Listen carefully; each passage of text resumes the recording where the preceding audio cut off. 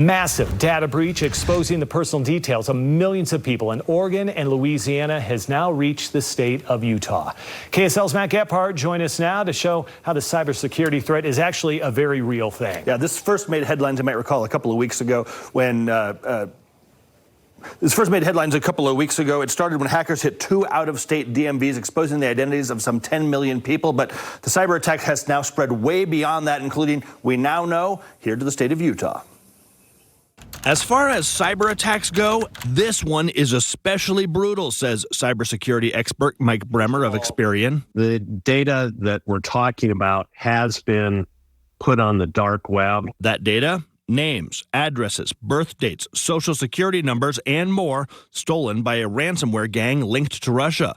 Bremer says they used a security weakness in a file transfer tool called Move IT, initially hitting the DMVs of Oregon and Louisiana, but its use is way beyond that. It's regularly used by up to about 2,500 companies. Among them, vendors working with the University of Utah.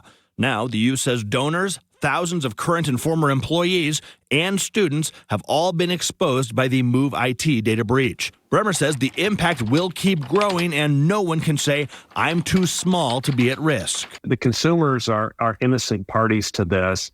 It was the transfer of information between organizations. So, how can consumers possibly protect themselves?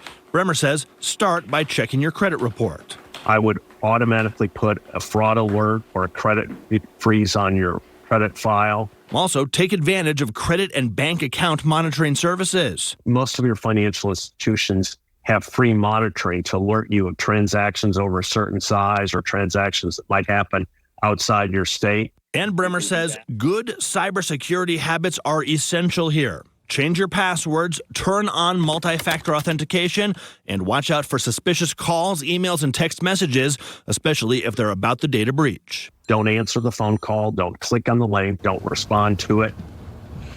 One sure sign that somebody's gotten a hold of your identity in a data breach like this one, if you start getting mail from various credit card companies you've never heard of, you've never applied for anything, you see something like that, act immediately.